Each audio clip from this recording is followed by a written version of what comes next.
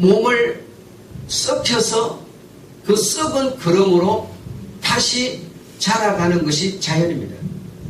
이 자연이라는 게 그냥 여러분 생각해, 여러분이 산에 걸음을 한번 줘봤습니까? 여러분 산에 가서 나무 잘 자라게 해달라 기도를 한번 해봐요.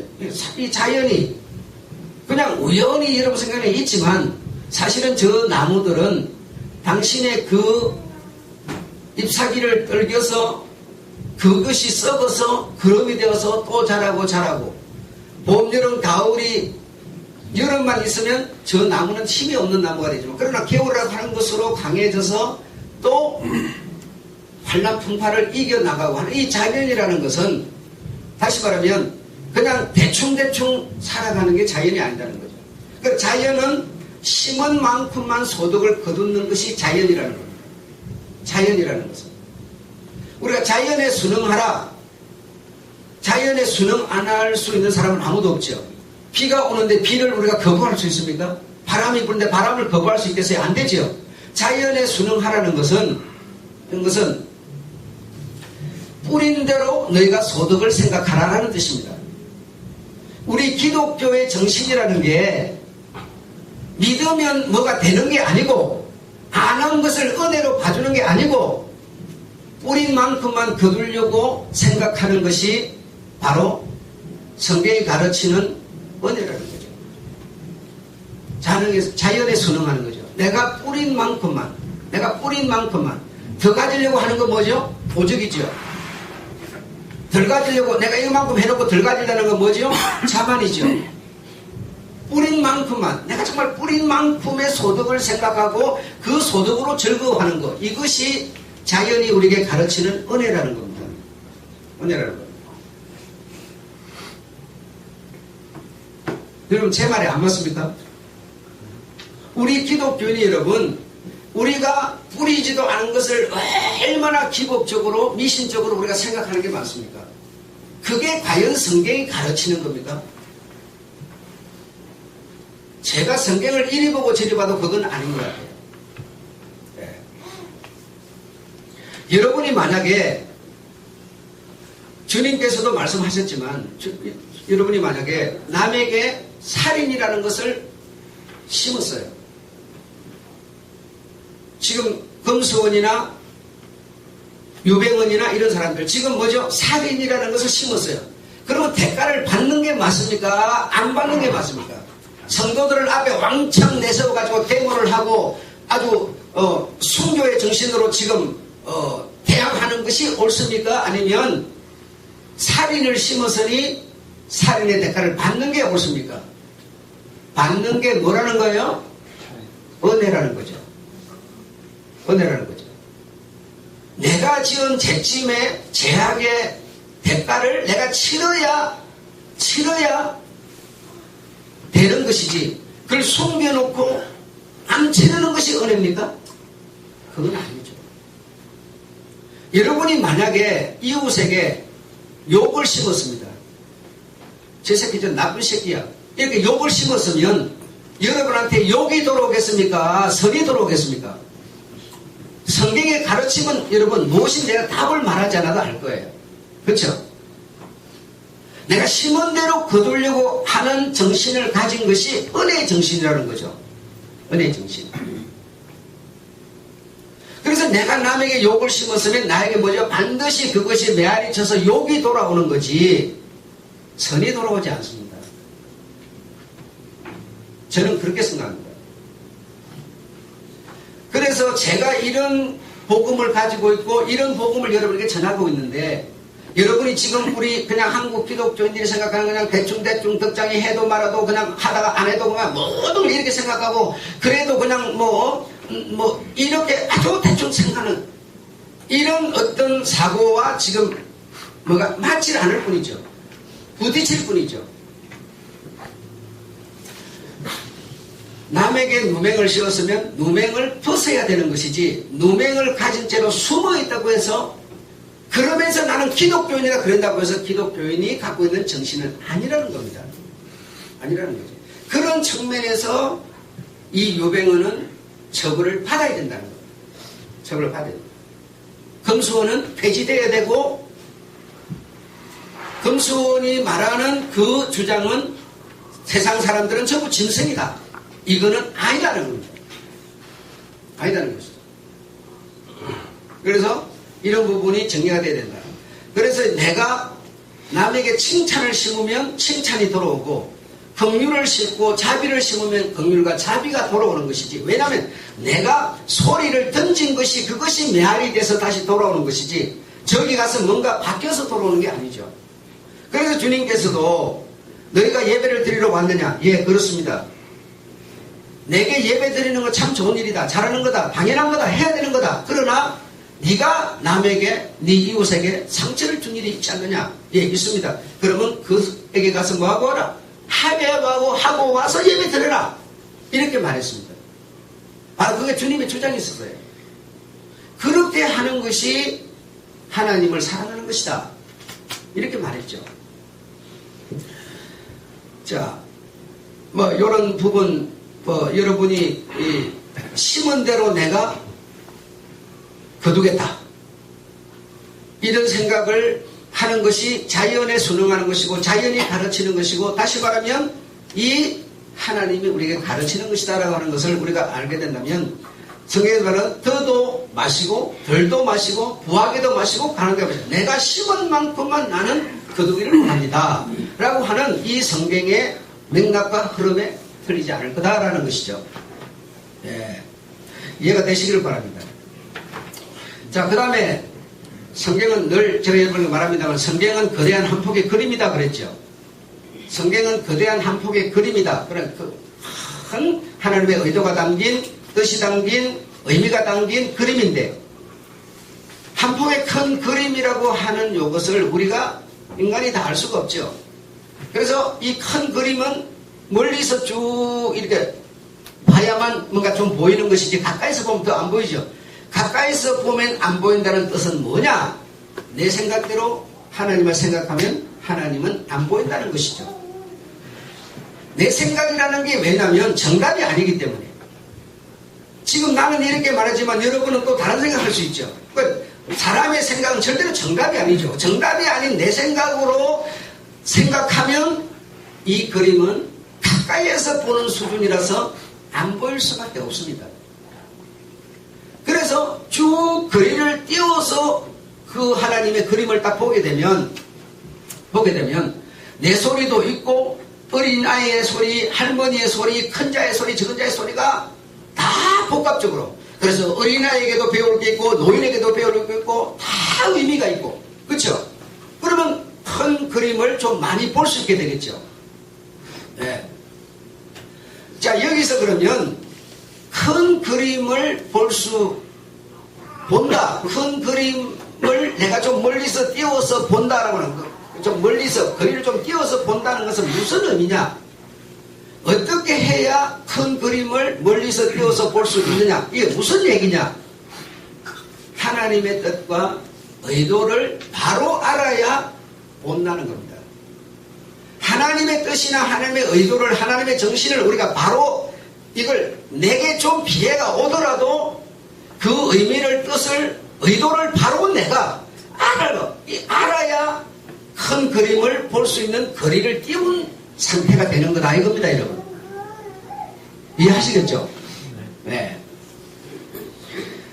자, 예수께서 이제 당신이 희생을 해야 되는 시기가 온 것을 알았습니다. 그래서 바로 무슨 일을 시작하셨는가 하니 성만찬을 시작하셨어요. 제자들과 함께 내 살이니 내 피니 하면서 띄워주시는 그런 일을 하셨습니다.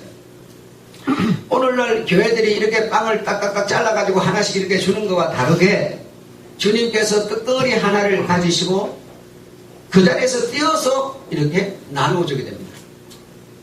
그러면 우리가 지금 잘라놓고 먹는 거는 뭐가 다르겠어요? 다르지 않죠. 그러면 우리가 큰 덩어리를 잘라놓은 거죠. 그러나 성경에서는 이 떡은 내 몸이니 그랬어요. 내 몸이니. 다시 말하면 내 몸을 지금 내가 너에게 띄워준다라는 뜻이죠. 내 몸은 하나인데 이 몸을 이렇게 내가 띄워주는 거다. 그래서 한 덩어리에서 이렇게 떼어준 것입니다. 그리고 제자들에게 성만찬을 하시고 나서 제자들에게 무슨 말씀을 하셨는고 하니 이런 말씀을 하셨어요. 겉옷을 팔아서 금을 사라 그랬어요. 너희가 가진 겉옷을 팔아서 금을 사라 이랬는데 그게 무슨 뜻이겠습니까? 여러분은 교회 지금 왜 옵니까? 성경을 배우러 오는 거예요. 다른 거 하러 오는 게 아니에요. 오늘날 너무나 인본주의가 횡행하다 보니까 교회 와서 예배 한번 형식적으로 들고 나가서 세상 사는 이게 우리 지금 기독교인들의 거의 머릿속에 꼭지점까지 꽉 차 있는 거예요. 신앙을 행동하기 위해서 사는 게 아니라 내 삶을 위해서 사는 것이죠. 듣고 배운 신앙을 내가 세상 속에서 실천하기 위해서 사는 게 아니고 신앙은 한번 형식적으로 예배드리면 끝나버리는 거고 그냥 내 삶을 위해서 사는 거예요. 이거 지금 바꿔야 됩니다. 우리는. 바꾸려니까 힘들고 부담되고 참 어렵겠지만 그러나 바꿔야 됩니다. 겉옷을 팔아서 금을 사라 그랬는데 이게 과연 무슨 뜻일까요, 여러분? 성경 여러분 아마 수없이 읽었을 거예요. 금을 사라. 금은 뭐 칼로 난도질 하는 거 아니냐? 이렇게 다 알죠. 금이 뭔지를 여러분 아실 거예요. 이렇게 주님이 말씀하셨는데 그 뜻이 뭘까? 왜 그 뜻을 모를까요? 큰 그림을 못 보기 때문이죠. 다시 말하면 하나님의 뜻, 하나님의 의도, 하나님의 정신을 모르기 때문에 이런 말씀들이 이해가 안 되는 것이죠. 헤아릴 수가 없는 것이죠. 그래 금을 사라고 금을 사서 금사가 누구 때려 죽이라는 거냐? 금이 뭐 하는 겁니까? 남 죽일 때 쓰는 거 아닙니까? 잘라갖고 뭐 반찬도 만들고 나무도 반동아리 내고 다 금으로 하는 거 아닙니까? 사람 죽이고 살리는 것도 금으로 하는 거 아닙니까? 그런 게 금이죠. 그런데 과연 주님이 이 금을 가지고 사람을 죽이는 일 하라고 해서 금을 샀겠느냐 이겁니다, 여러분. 네? 아닌데 왜 내가 모를까요? 예, 그림을 볼 수 없기 때문이죠. 하나님의 큰 그림을 볼 수 있다면 여기서 해답을 얻을 수 있겠죠. 하나님의 의도를 안다면 이 뜻이 무엇인지 알게 되겠죠. 의도를 모르니까 금을 사라. 왜 금을 사랬지? 읽기는 읽지만 한글 모르는 사람이 어디 있어요? 그거 다 읽을 수 있죠. 그러나 뜻은 몰라요. 왜? 하나님의 의도를 모르기 때문이죠. 학교 다니는 학생이 여러분 학교 가지고 선생님이 이렇게 시켜주시고 막 그러니까 막 머리가 막 깨지려고 그래요. 힘들어 죽겠어요. 공부를 하는 뭘 알면 목적을 알면 머리가 깨지겠어요? 더 열심을 낼 수 있죠. 그래서 우등생이 될 수 있죠. 근데 공부를 해야 되는 목적을 모르니까 지금 당장 앞에서 지금 힘들고 어렵고 곧 다른 것만 생각하니까 짜증스러워지는 거죠. 안 되는 거죠. 그러니까 하나님의 의도를 모른다는 것은 그림을 못 보는 눈이기 때문에 마음이기 때문에 하나님이 이런 말씀을 하셔서도 무슨 뜻인지를 몰라요. 그래서 금을 사라는 것만 알아요. 정말 그 금을 가지고 사람을 벤다거나 전투를 한다거나 이러는 것이 우리 주님의 목적이었다면 주님을 잡으러 왔을 때 베드로가 금을 촥 빼가지고 말고의 귀때기를 잘라버렸어요. 그렇죠? 그러면은 만약에 사람을 이렇게 해치는 것을 목적해서 금을 사라 그랬다면 너 잘했다 이래야 될 거 아니에요. 그런데 주님이 뭐라고 그랬어요? 얼른 빗대기를 주셔서 딱 붙여주면서 금을 쓰는 자는 금으로 망한다 그랬어요. 얘기가 안 맞잖아요. 지금 바로 하루도 아니고 반나절 만에 이루어진 사건인데 성만찬하고 바로 장미하면서 광남산 올라갔지 않습니까? 그 올라갔을 때 말고 왔고 빗대기 잘라버린 거예요. 지금 얘기가 안 되는 얘기죠. 그러니까 그 금을 사라는 것은 전투를 하라는 뜻이 아닙니다. 이 세상과 네 자신이 싸우라는 얘기죠. 이 세상 인본주의적인 것이 너에게 계속 유혹하면서 너에게 다가올 거다. 그럴 때 금으로 뭘 자르는 것처럼 네가 네 자신을 지키는 일을 하라는 얘기죠. 왜 이런 것이 안 보일까요? 하나님의 의도를 모르기 때문이죠. 하나님은, 여러분, 예수님은 물 위로 걸어다니기를 안 합니까? 무슨 일을, 대단한, 뭔 일도 다 했죠. 그분이 힘이 없어서 죽겠어요? 능력이 없어서? 아니잖아요? 근데 뭐죠? 아버지의 뜻을, 의도를 아니까 어린 양처럼 도살장으로 끌려가는 양처럼 그는 끌려가서 어떻게 되고 있어요? 죽어가고 있어요. 만약에 아버지의 뜻을 모르면 그 엄청난 능력을 가진 사람이, 주님이 아마 손으로 휙 하면 어떤 일이 벌어지겠어요? 세상 뒤집는 건 일도 아니죠, 여러분.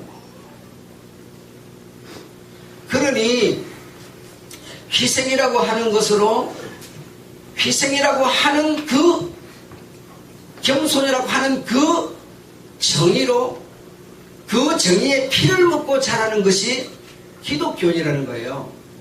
여러분, 내 자신의 남이 아니라 내 자신을 칼로 패고 베서, 벤다는 건 내가 희생한다는 거예요. 그 희생이라고 하는 그 영적인 정의를, 피를 먹는 것이 기독교인이라는 거죠. 지금 제가 하는 얘기를 여러분 들으니까 참 기독교인 되기 힘들구나, 조금 힘들구나. 예, 그 길이 주님의 길이라는 거예요. 주님이 그걸 우리에게 요구하신 거예요. 어쩔 수가 없어요. 어쩔 수가 없어요.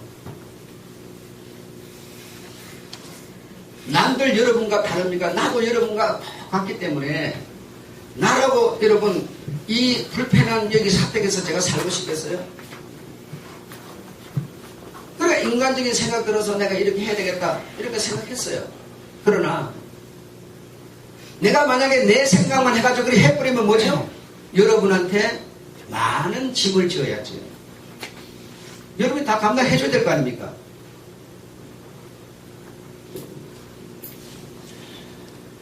그래서 여러분, 겉옷이라는 것은 유대인에게 있어서 이불도 되고 겉옷도 되고 햇빛도 막아주고 추위도 막아주는, 정말 겉옷은 밤이 되기 전에 돌려주라고 하는 이런 의미를 갖고 있는 게 겉옷인데요. 이 겉옷을 팔아서 금을 사라는 것은 정말 네가 겉옷이 없으면 네가 추워서 더워서 죽을 수도 있지만, 그러나 네 자신을 계속 잘라내는, 꺾어내는 그런 상징적인 의미로 주님이 뜻을 주셨던 것이지, 세상에 나가서 싸워서 성취하고 쟁취하고 이기는 사람이 되라는 뜻이 아니었습니다. 아니었습니다. 내가 세상에서 잘 살지는 못하지만, 남부럽지 않게 좋은 권세는 못 가졌지만, 기독교인이다라고 한다면요, 기독교의 정신은 가지고 있어야 됩니다. 그게 주님이 원하는 거예요. 정말 이해가 되셨기를 바라고요. 이를 바라고, 주님의 종으로, 주님의 자녀로 사는 것이 쉽지만은 않습니다. 정말 내 자신을 부인하고 정말 힘들고 어려운 길이기는 틀림없습니다. 그러나 정말 우리 주님의 피가 내한테 있다는 것은, 그분의 피를 우리가 먹은 적이 없지 않습니까? 내한테 있다는 것은 그분의 정신으로 내 자신을 복종시키면서 살아가는 그 정의로움에 의해서 발생되는 그 피를 마시는 사람, 그게 바로 주님의 피라는 거예요. 주님의 피. 이해되십니까? 네. 마치겠습니다.